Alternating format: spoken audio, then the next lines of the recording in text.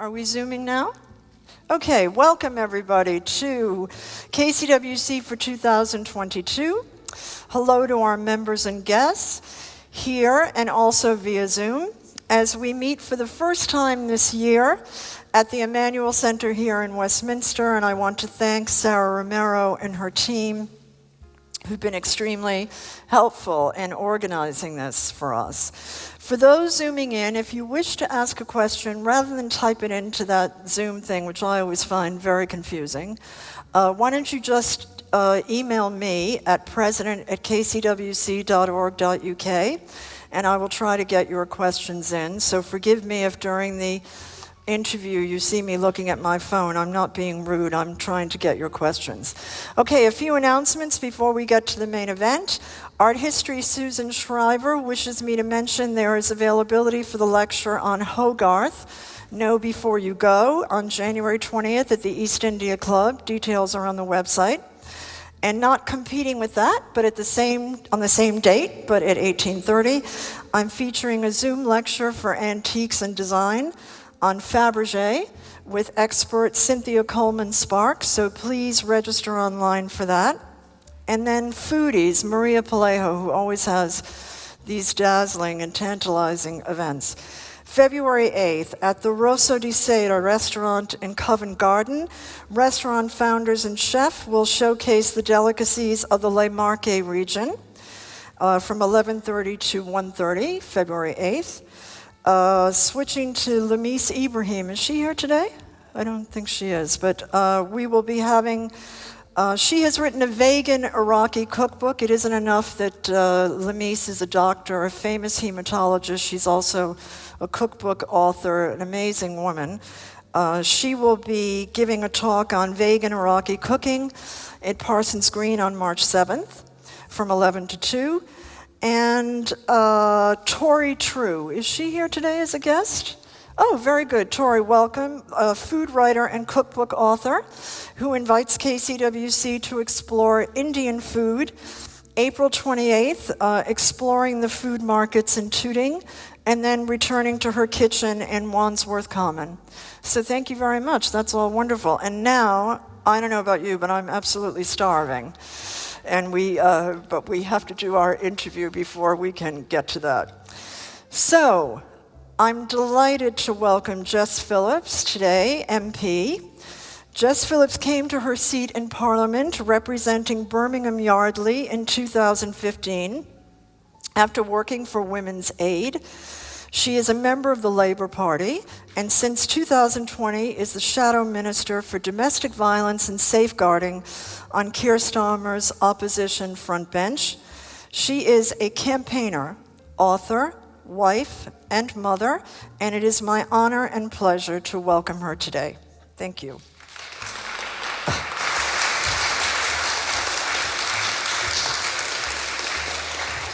So this is very exciting for us. First of all, can everyone hear us?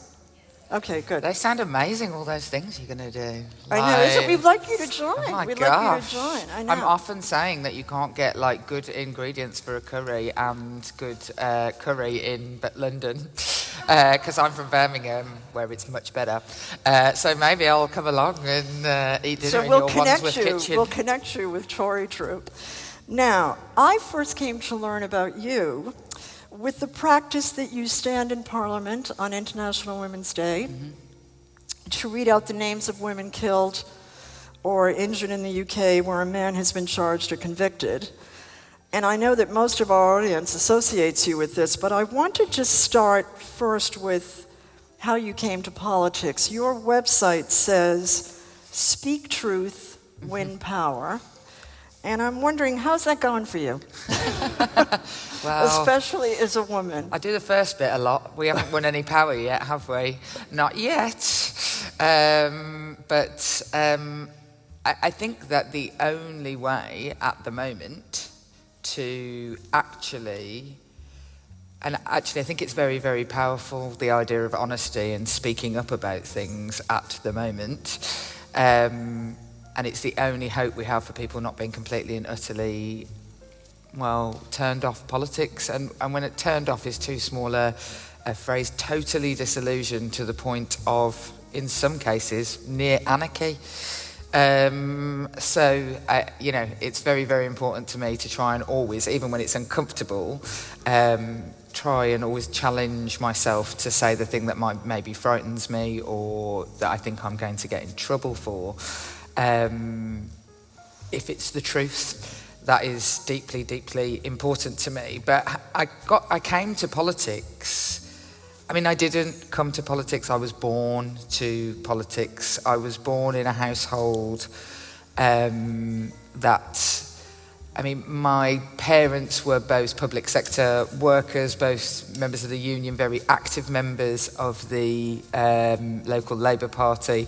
But my grandfather was similarly, both my grandfather and my nan were both complete and utter political activists. Like, my nan would chain herself to things, like when they wouldn't let black players play in part of the South African team, my nan was there chaining herself to. So she didn't care about the rugby or the cricket.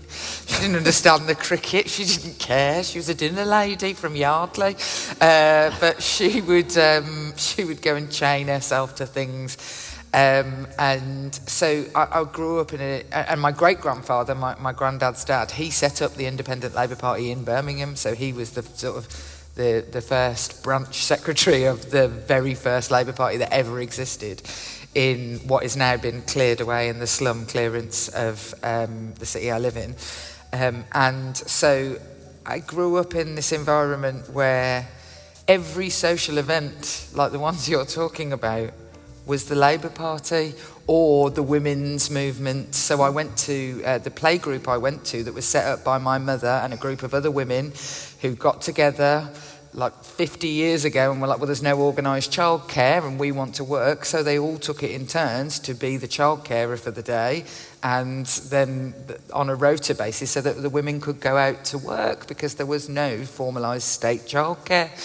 And so the playgroup I went to was called Women's Liberation Playgroup, which I understand sounds like, sort of mandatory retraining for children to socialism. But really was just eating toast and orange quarters. Fluella Benjamin from Play School came once. That's my main memory of Women's Liberation Playgroup. But like everything we did, like that we were part of like a food, now it's really trendy. We were part of like a food cooperative where people went to the market and bought food together.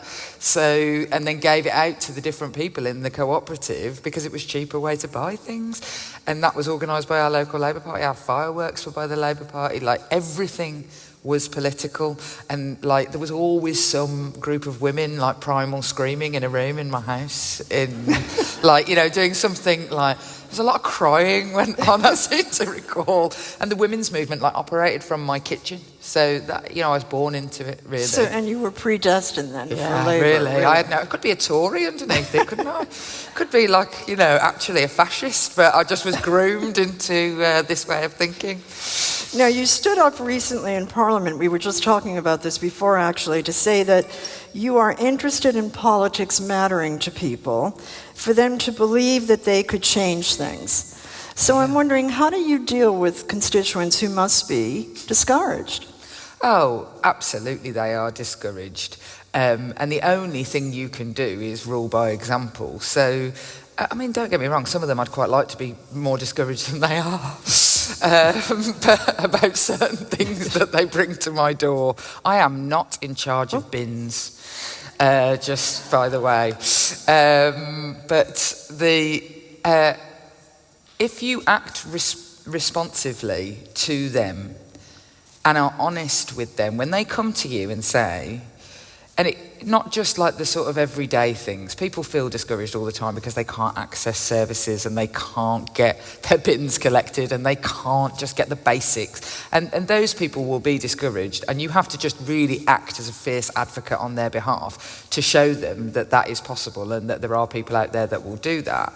But it's more the people who come to you with a case that is so flabbergasting that you're going to have to change a law, that that these cases, that there's something so wrong in some part of the system that you think, right, well, we're going to have to run a campaign about this. And you'll say this to a constituent. You'll say, well, what we're going to do, okay, right, we'll go out knocking doors and we'll ask people in your area if they also care about this, if it's a local thing. Or we say, we're going to put out an online petition and we're going to start this off. People are like, well, what's the point? Nothing ever changes.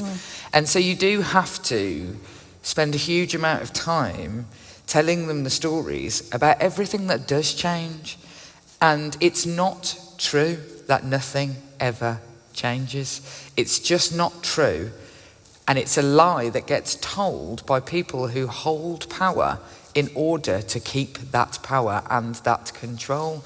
The idea that nothing changes and people believing that only hurts the people who believe it. It doesn't hurt the people with power. They just crack on, regardless of what everybody else thinks. They're just holding court, doing whatever they want. But everything that is good in my life changed because somebody in some church hall drinking out of those green cups and saucers that are ubiquitous in every church hall across the country went, I don't like this. Let's do something about it. Got one other person, usually one other woman, to come along, say, I don't really like this either. And then they invited a few more people and they organised it. Like the weekend didn't used to exist. It was organised by the trade union movement. The fact that I can vote, let alone have the job where I get to be voted for, was decided by a group of women sat in a dusty hall, pissed off with what they'd been given. Like everything in my life, whether that was a child benefit that I relied on, my mum and her mates. Now, when I had my babies, my children were the first children ever to get free childcare under the last Labour government. That was because of people like my mum in rooms saying, you know what, if you want, we want to work and you want women out there being productive, you're going to have to organise that. The women's movement invented the refuge movement by just putting a dirty mattress down in a squat. And now it's like a multi-billion-pound organisations that is an arm of the state. Well, in my lifetime, that was Erin Pizzey putting a mattress down in her house and allowing her neighbour to move in. That, everything that has ever been beneficial to people like me, not just people who already had lots, was invented by people like me. And trying to get people to understand that and see that. But what we do is we put people on a pedestal. So Doreen Lawrence, whose son was killed. She's a member of the Labour Party. She's in the House of Lords. People will put her on such a pedestal as if to say, I could never do what she did.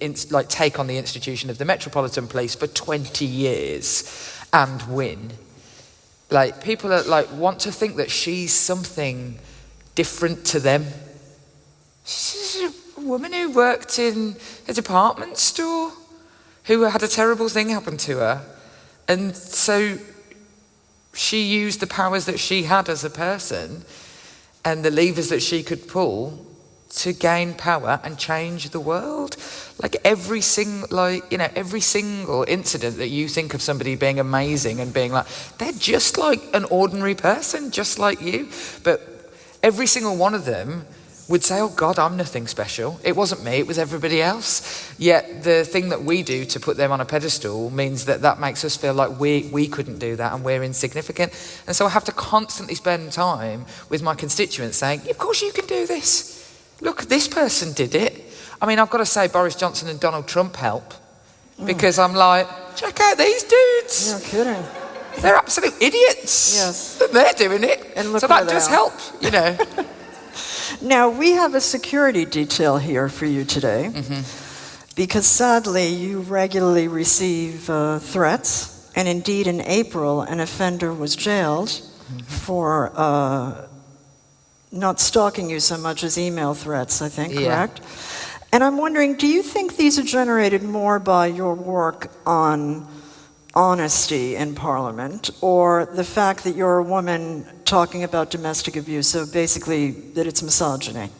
I think it's all of those things combined into sort of like a perfect storm. So if you are a woman, you get much more abuse than your male colleagues. With the sort of exceptions of people like David Lammy, who gets a huge amount of racist abuse. But women just generally get more, and the abuse that you get, you couldn't ever mistake it for criticism or scrutiny, because men will get death threats, not as much, but they will get them. But it immediately goes to sexual violence with women. It immediately goes to threats about your safety. And when people wish to threaten you, and I know this from years of working with women who've been abused by patriarchal norms, that what they have to do in order to control you is, first of all, be very, very negative about you, and so that you feel weaker and like, I'm not going to say things only because I can't be bothered with it today, so it will be about the way you look, the way you speak. Certainly my accent often gets me derision, and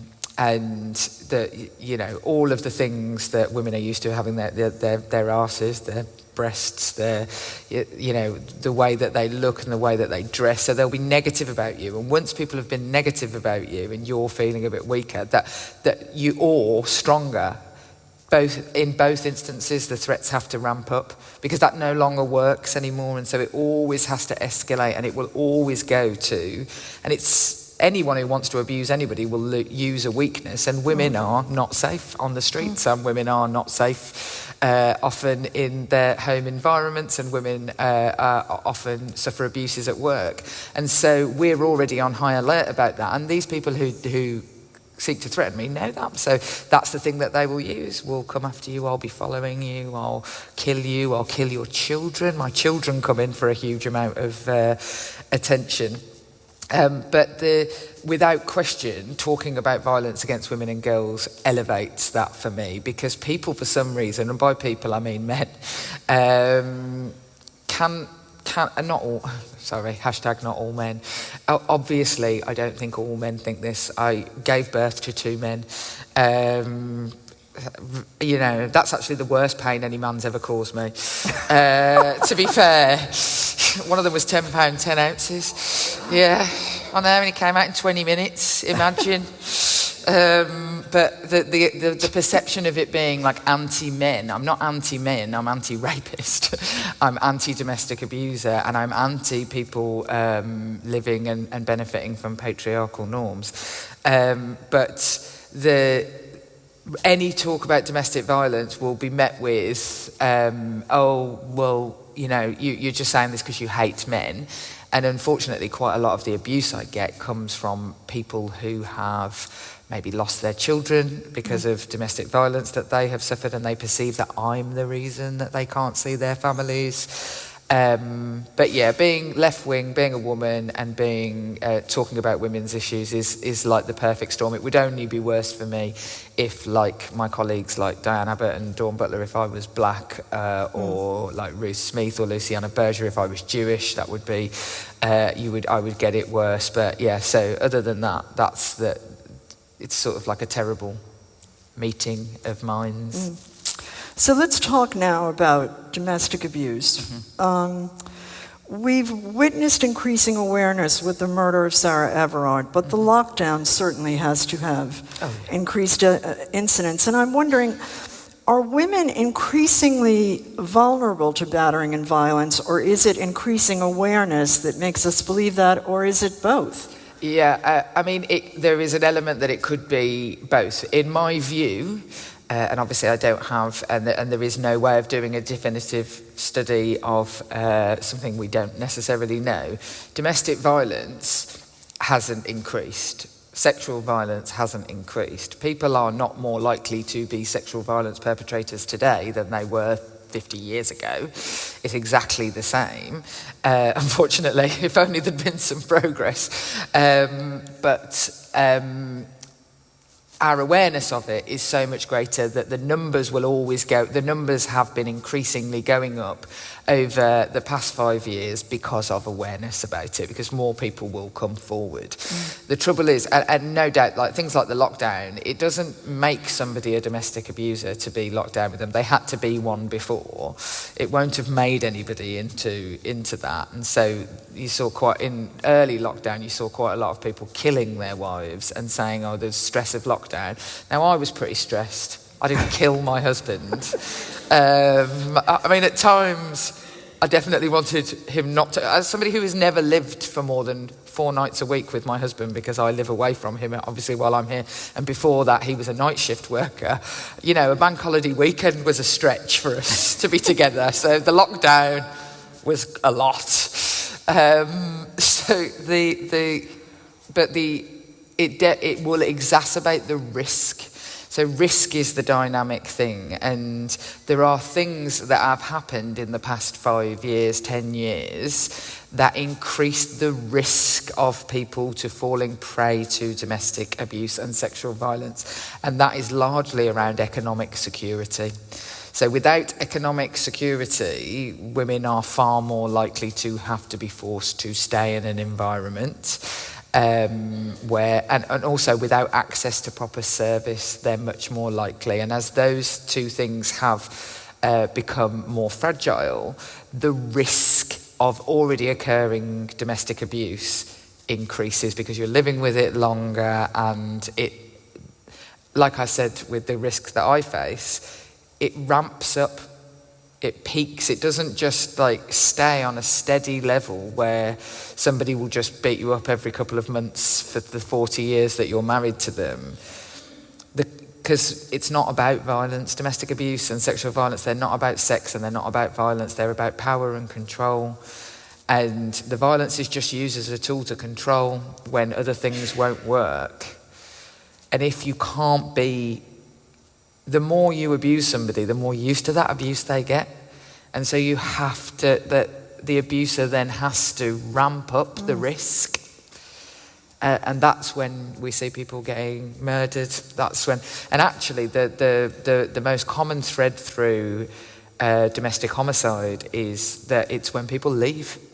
So when we say, why doesn't she leave? The reason is because it's actually more dangerous for her to leave, statistically speaking, because he'll kill her. Because when they lose control, we use the term lose control all the time, don't we? Oh, she lost control. Oh, God, you know, I'm just going to lose control later and just get hammered. Like, you know, we use it all the time. But in this instance, it literally means to kill because you have lost control. In the very, very literal sense, you can't control it anymore, so you burn it down. And that is when people are murdered by their, and they murder their children. Similarly, if I can't have them, no one can. Like, it's a horrible pattern that comes from ramping up. It isn't because someone snaps. And this is how it gets written about in the newspaper. Somebody snapped because of the lockdown. Somebody snapped because she wouldn't put chips on the table. Nobody starts with murder. You don't, you know, one day you're a lovely fella. The next day you murder your wife. It just doesn't happen. And yet that's how it gets portrayed often in the media, like a red mist. Absolute rubbish. No evidence of it at all.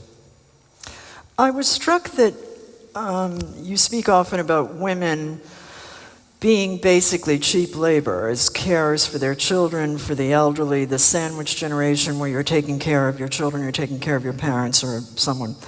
And so we enter a situation not necessarily sufficiently valued. And what really struck me was a comment you made that the primary role of a government is to protect its people. But when they say that, are they thinking of women? I mean, no, every single leader, in fact, I noticed Keir Starmer did it last week in a speech I was at in Birmingham, that every single leader says this line at some point and another. Maybe it's Churchill. Everyone loves to quote him all the time. It's always Churchill or like Oscar Wilde, isn't it? I mean, Dorothy Parker's way funnier. But that the first duty of any government is the safety and security of its people.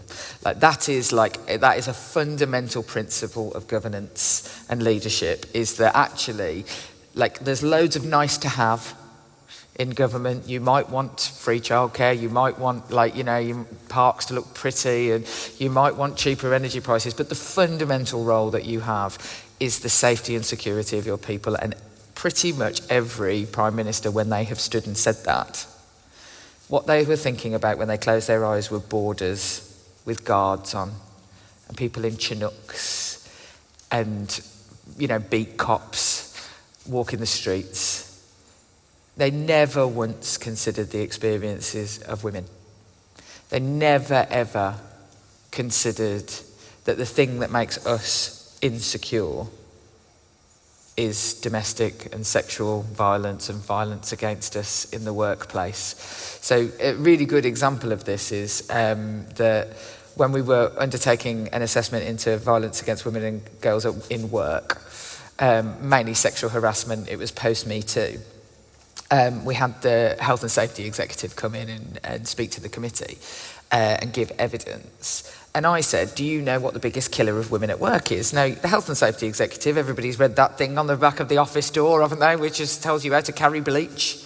You don't know how to carry bleach, and not to walk with a cup, not on a tray if it's got hot tea in it. All of those things have been considered to make sure that we're safe in the workplace, and huge amounts of the union movement has fought so that people like my husband who have manual jobs have all their fingers still. And there's been masses and masses of progress in this area. When people say health and safety gone mad, well, I've got uncles who don't have fingers, whereas my husband has the full complement. So, it's not health and safety gone mad, it's just that the people who say that never had a manual job. So the reality is that those things have all been considered, our safety in that regard. But the biggest killer of women last year and the year before that was being summarily executed by their husbands at work.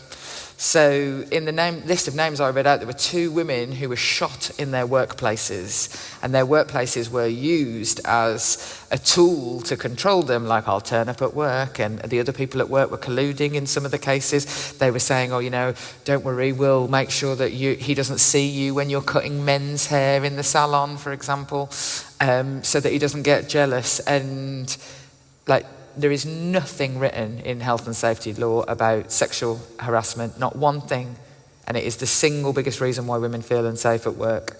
And there is nothing written about broader violence against women and girls in the Health and Safety Executive's guidance. So when they came to the committee, I said, this is the reason. So what in your guidance is there to protect me? And how do you regulate and go into organisations to make that they're sure they're keeping their staff safe in this regard? And they were like, well, we don't. So I said, so you will protect me if I am hit by a van, but not if I am hit by a man? And they said, yes. It's just shocking, really. So that's the reality, is we don't consider women's experiences when we are making our regulation. Yeah. It doesn't even get put through.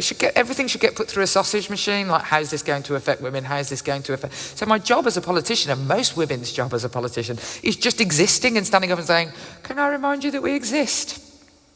And on your point about cheap labour, it's not cheap, it's free.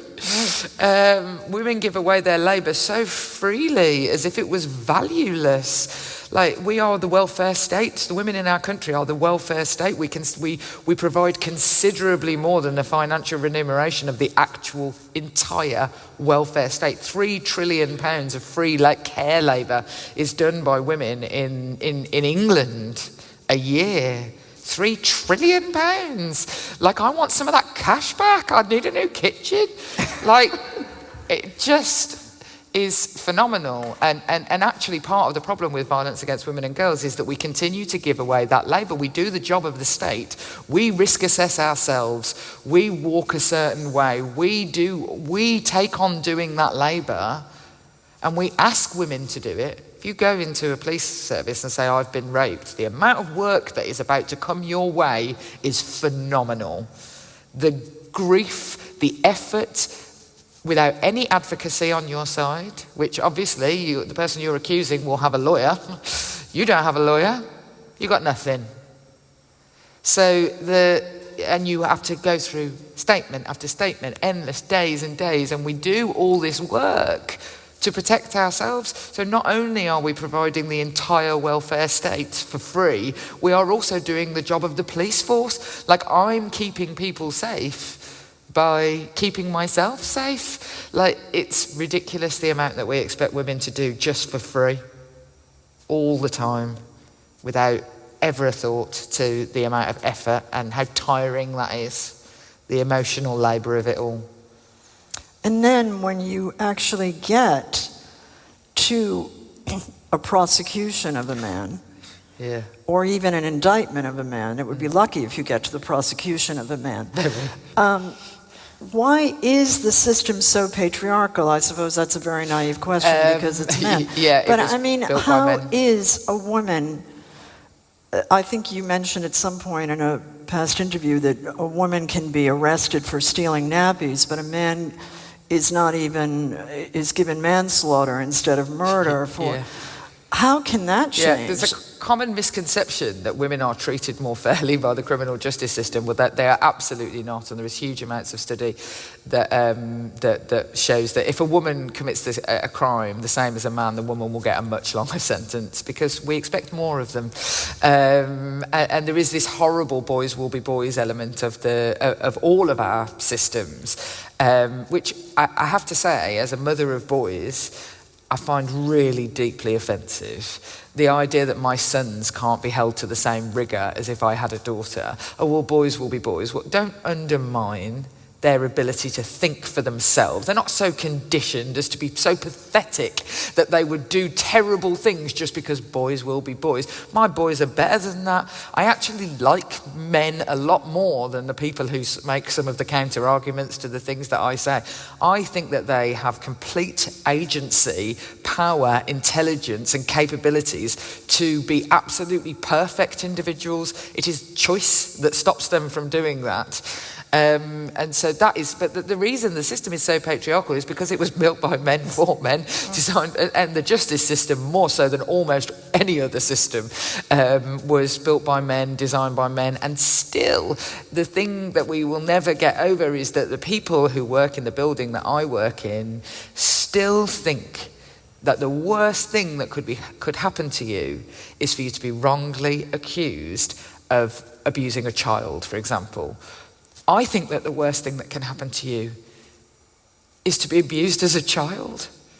Like, I think that's worse. But the system says this is worse. And you would never, rape is the only crime where we put the victim on trial. We don't put the perpetrator on trial, we put the victim on trial. Like, and if I was stabbed, I'd have a wound, and you could see it.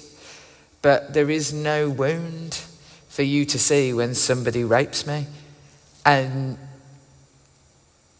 if it were me, it would be used against me that I was a women's rights advocate.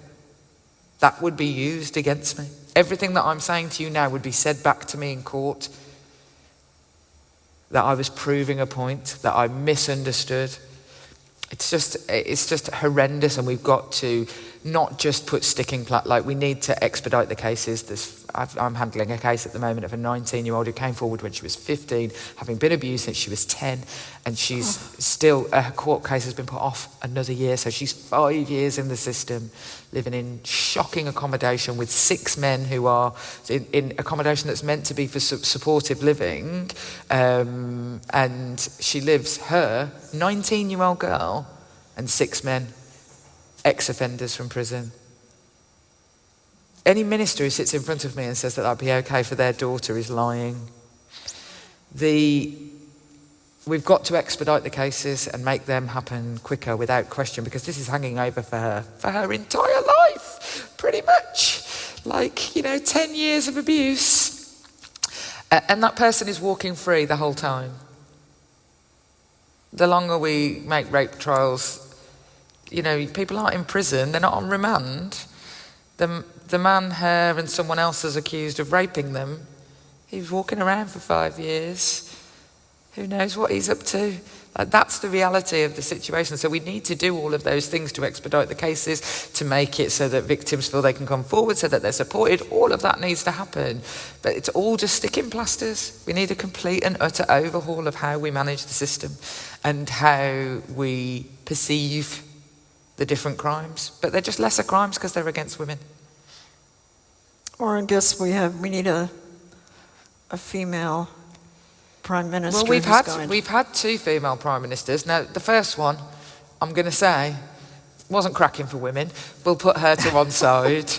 I was raised in a house of very militant left-wingers during Thatcher's era, so I can't say I've got all that much nice to say. But the second one cared about this without question. She cared about it, but she cared about it from the point of view only of the criminal justice system. And domestic and sexual violence sits far too much within the criminal justice system when 10% at most will interact with it. The reality is that if you impoverish people, if you make the housing options like the one I just identified to you be at the whim of the free market, the reality is if you cut people's benefits and you cut back services, you can make all the nice hardline laws about sentencing you like. And that's what Theresa May did. She was really hardline about stalking, about domestic abuse, about sexual violence. No two ways about it, the woman was good on this. But she only ever saw it through the prism of... She never saw it through the prism of women's general inequality, and that largely comes out in economic inequality. And until you equalise, the only thing that's actually going to end violence against women and girls, the only thing that will actually ever work, where we'll see an end to it, it won't be in any of our lifetimes, so don't look forward to it, is men and women having equal power in society. It's the only thing, because the only reason people abuse is because they can. Because we are lesser in society. It's like, to try and get people to understand this, is sort of painful example that I have to give about my children, where I will shout at my children when I am cross at them in a manner that I would never speak to anybody else in the world. We've all lost our shit with our kids, haven't we? Like, you know, like you've been like, oh my God, like, God in your bloody, like shrieking at them and I would never do that to a work colleague. No, and believe you me, I'm considerably angrier with a lot of my work colleagues than I am with my children. But I would never do that. I would never act with such rage because I have control over them. I am above them in the hierarchy. And that is the reality of why women are abused in society. People don't grope up. People don't grope their boss who can fire them. They grope down. They grope people they can silence.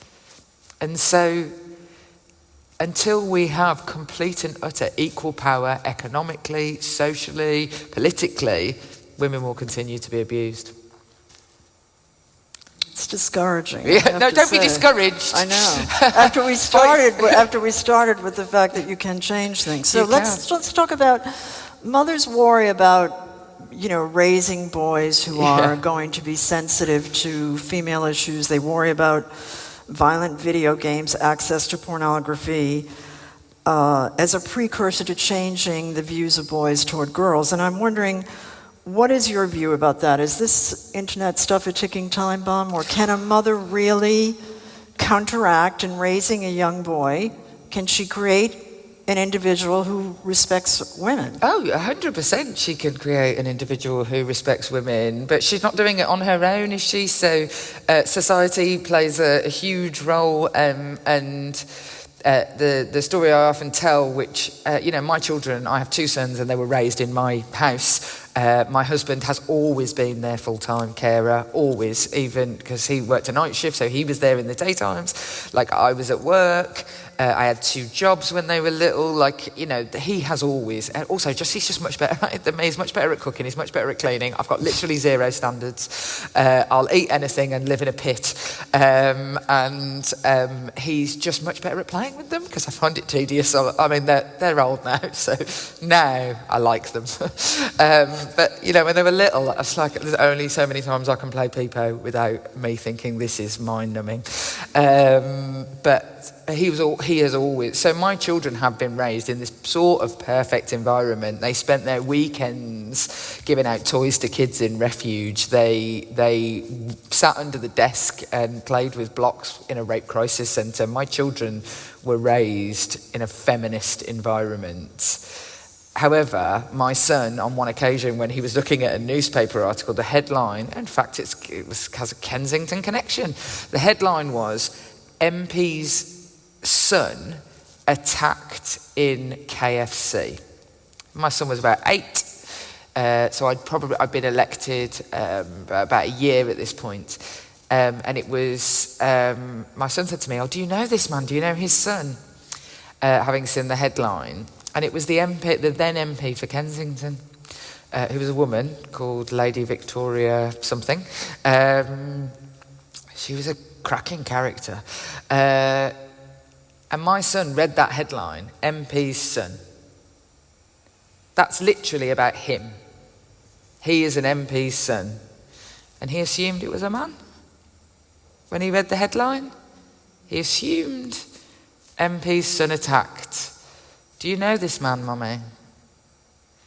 Like, how can that be? That's amazing. When you're raised in this amazing environment of liberation and women's rights, your mom is an MP, there is a headline that is literally about your life, and society has still told you that it's about a man because it's about somebody with power. Like, unbelievable to me. I was just like, I nearly wept at the sight. I mean, a very sad story about somebody being attacked in KFC as well. It's just dreadful that that's the case, but that is still absolutely the case.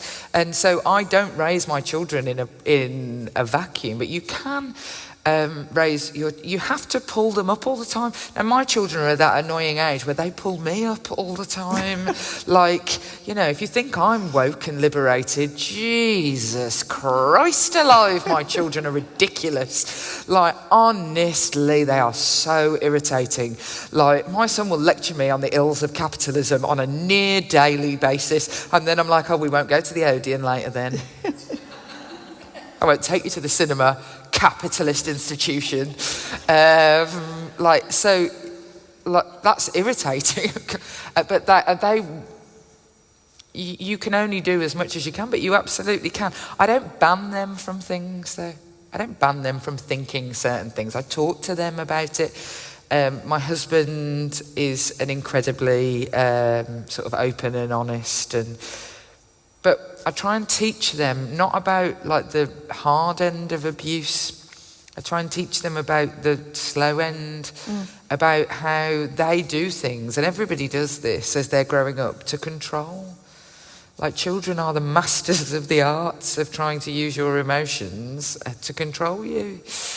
And I try and teach them the sort of like, if you're aiming for sorrow, you're losing. Like, if you doing something bad to somebody else pays your rent and keeps you afloat, that this is really bad. But they will make mistakes. The thing we've got to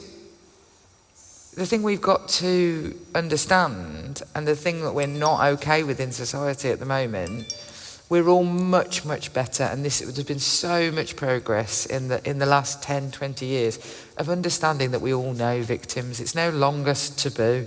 Like, we all know that all women have had some form of experience of violence against women and girls. And we all know somebody who's had we all know a victim of domestic violence. We all know a rape victim. We all know somebody who it's been bad, and that's good. We recognise that it's everywhere. That's made a major progress. The thing that people cannot do, and it's the same reason the justice system doesn't work, and it's the same reason we put victims on trial. The thing we are not comfortable with is that if we all know victims, then we all know and love perpetrators. And that's the thing that people cannot come to terms with. And so when a child says to her mother, "Your boyfriend raped me," it's not that the mother doesn't love her child when she says, You must have misunderstood. Are you sure you didn't do something? And we do this terrible victim. It's from a place of love and comfort, actually. But what the victim hears is, you don't believe me. And the reason the mother says that is because it's so horrifying to believe. Or the father says that about the brother or whatever. That the person you know and love, and it's because we portray these people as monsters. Like the Sarah Everard killing has raised the profile massively, but it's so easy to paint her perpetrator as a monster. And the Home Secretary stood and said it. But he's not a monster. He's a police officer, vetted, allowed to work on our streets. He was like every single last one of us. He's like every man who ever murdered or attempted to murder every woman I've ever met who suffered that. Like, we've got to come to terms with that. And we've got to find a much better conversation about people having bad behaviours that are not at the very worst end, and having it pointed out to them, and it changing, and us recognising that that's people we love, and and men have got to do a lot of that work, because our voices can't be heard. It's like a dog whistle, where if I say something, that can't be heard by a man, but my husband says, mate, knock that off, and he'll be heard.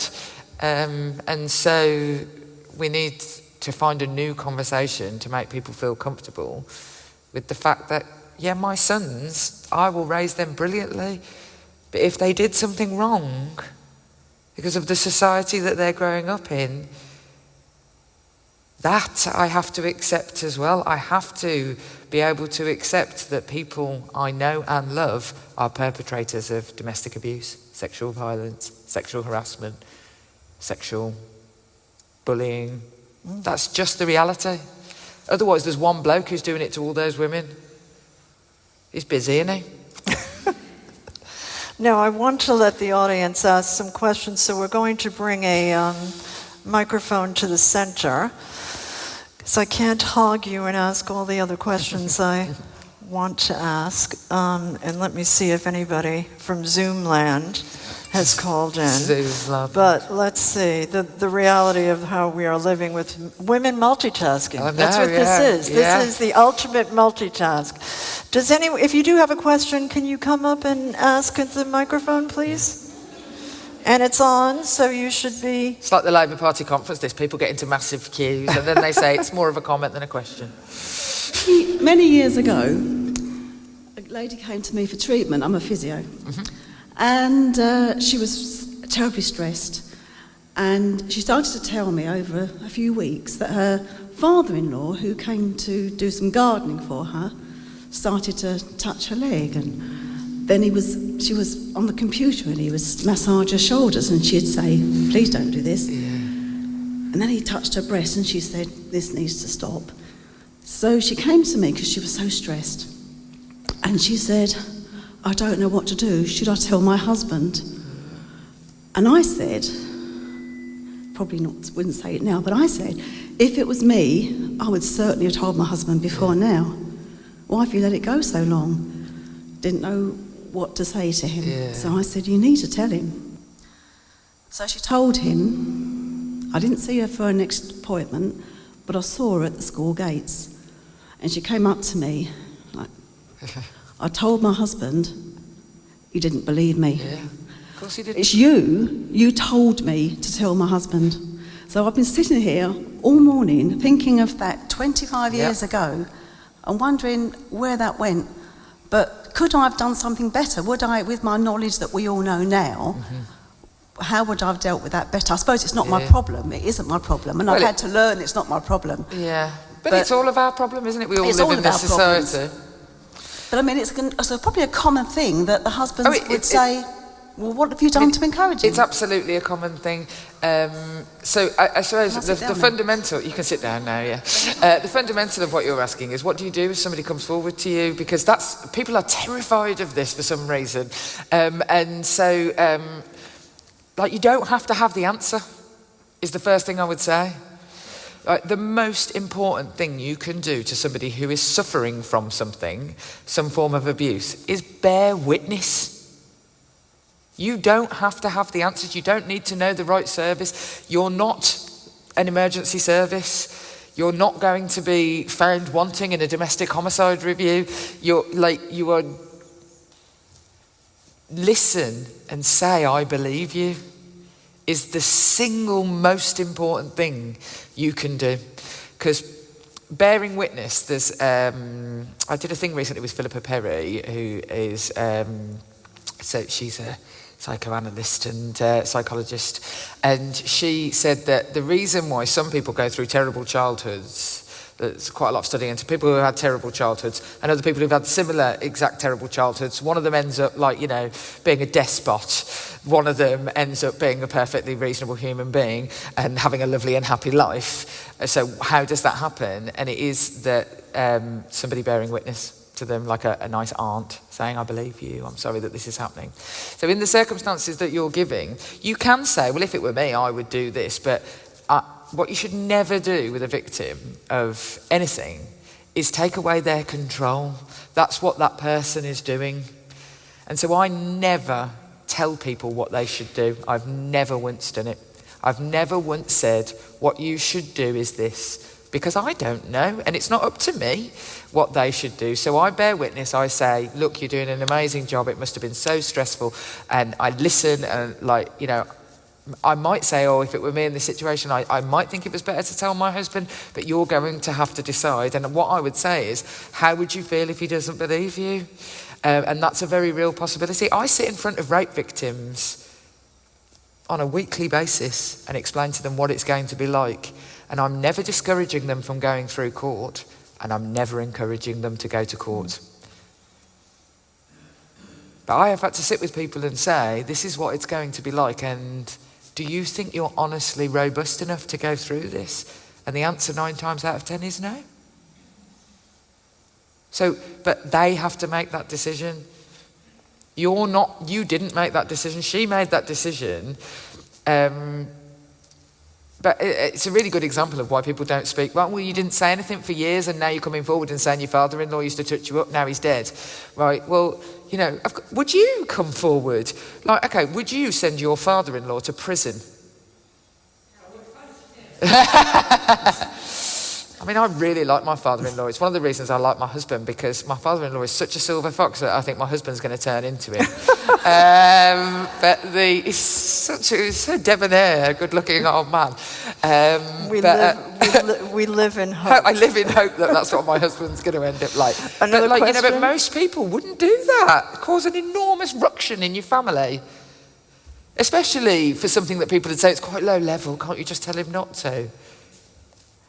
Yes. I do think we have to let women know that we are strong and we can punch people. We can be physically violent if we need to. We can speak up, and we must speak up. If you see something, if you see somebody else having a problem, you must absolutely speak up. Intervene if you can. I always intervene. I sometimes feel, I hear stories sometimes about, I read something where a younger woman was sitting on an airplane in the middle seat, and a guy next to her kept bothering her or flirting with her, and then she was annoyed that the man on the other side didn't intervene. It's like, why would you expect some stranger to intervene? You should be able to take care of it. Say, get lost, or look, I wish that I really, the first port of call is that if you have enough power in a situation, use it. Know how much power you have and use it. So in that situation, I'd say, personally I would. I don't know what else, you never know what other people might have gone through, whatever. But personally, if someone was bothering me on a plane, I would just be I won't say it here. I'd have some choice words for those people. But I intervene in situations where other people, so my husband says it follows me around, but I will, if I see altercations in the street, not just between men and women, but I will wade in, because I'm really, really good. I've worked with vulnerable people, with prisoners, with offenders for years and years. I'm really good at risk assessing a situation. But people naturally risk assess a situation as being much worse than it is and are a bit fearful, actually, of a situation. And my husband will tell people off for wolf whistling. My husband works on a building site and, you know, he will say to people, I'm going to fire you if you do this. And people will roll their eyes at him, but no one's ever punched him in the street for saying something. But people assume that you're going to get attacked. Now, in a domestic abuse situation, you're not, because they can't control you. You're at almost no risk of intervening. I've walked into people's houses whilst out door knocking and hearing an altercation. I've just walked into people's houses and stopped things happening. People should intervene, but absolutely women should feel that they have every right to say, fuck off to somebody who's bothering them. And I think that's a message that, you know, maybe we also have to get out to girls and, you know, you can punch a boy. Yeah. You know?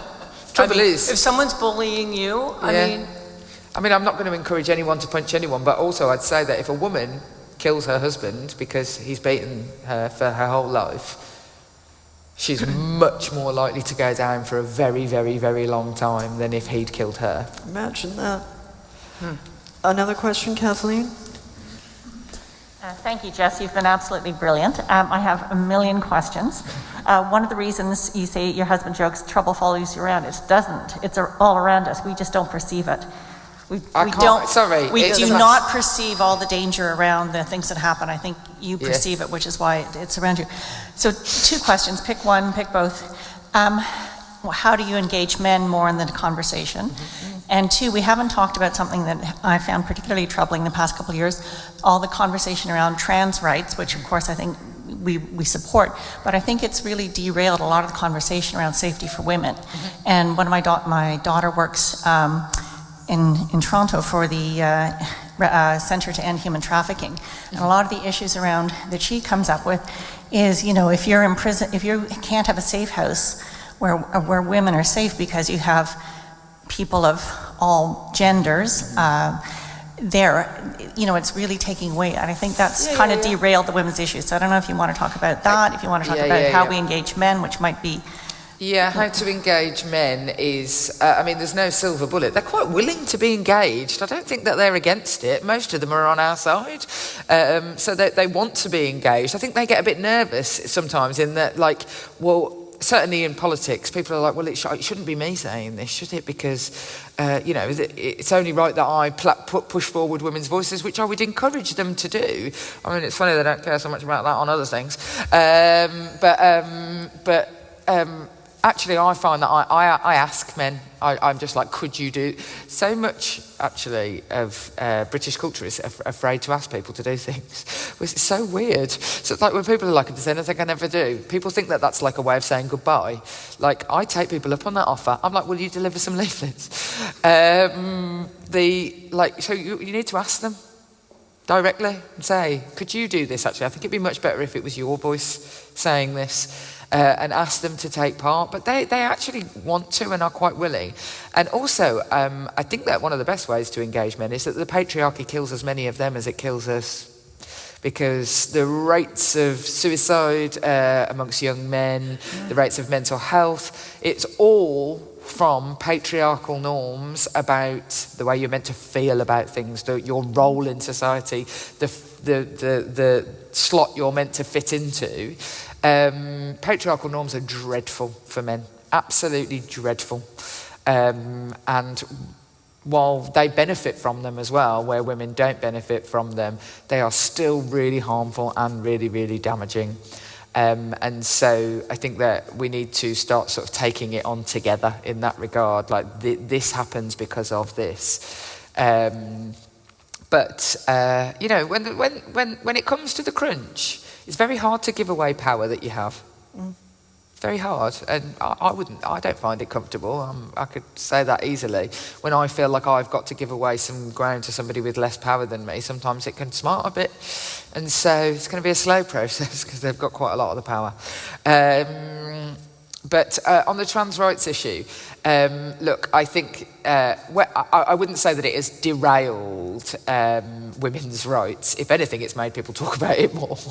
It seems like people talk of almost nothing else quite a lot of the time. But look, I fundamentally believe in single-sex spaces. If you're talking about safe houses and refuges for victims of trafficking, victims of, like the woman I described to you, should not be living with men at all. I mean, even just the most basic single sex for, in all supported living would be my way of approaching that. So I think that is a fundamental. But I think that the worst thing about what's happened with the trans rights debate is that we're not, you can't have the discussions. Like, it feels as if you're going to be shut down, you're going to be shouted at, people get nervous about it. We've got to be able, and funnily enough, every trans person I have ever spoken to about it was totally reasonable and fine and didn't want things like me to be called a breeder rather than a mother, or didn't want me to say chest feeding instead of breastfeeding. Like, who is making, I reckon it's my son and his craziness. Who is making this stuff up? We've got to be able to have a conversation about the concerns on both sides, and there's just not been an environment for that. And everybody will take people from whichever side, or in the middle, or round the back. People will take it as bad faith. And not everybody, the vast majority of people in the country don't take it as bad faith, but a very noisy minority will make out like if you say anything about women's rights in this space and about your concerns about single-sex spaces, that you wish all trans people never to be able to go into a refuge. I set up specific LGBT domestic abuse services in Birmingham. I funded them and commissioned them. I fought for them. So then for people to say to me, because I think that women's only spaces matter, that I don't, it's just, we need to have a proper conversation about the concerns, the risks, and how we put a man on the moon, 30 years before I was born. We can manage this, but we've got to do it with kindness and calmness and a space for women to speak. Because I'm aware that we need to get you back to Parliament, I'm going to close it there with sincere thanks. Oh, it's been my pleasure. For you coming here today. And we also wanted to say that we will, at KCWC, be making a donation today on your behalf to women's charity. And I know that Jess is willing to write to me later about if there are volunteer opportunities or charities that you might want to support that are directly associated with supporting women against domestic abuse or violence, that would of course be very welcome. Yeah, so in London, the big domestic abuse charity is Solace, and the big sexual violence organisation is NIA, N-I-A. NIA, and I will send you all the details of all of those. Very good, and I know you join me in thanking Jess today for her time.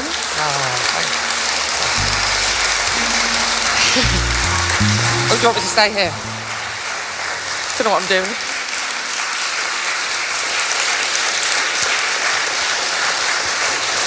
Finally, we will convene here again next month, February 3rd, and we will be hosting then Robert Hardman, biographer. We will be kicking off the Platinum Jubilee year.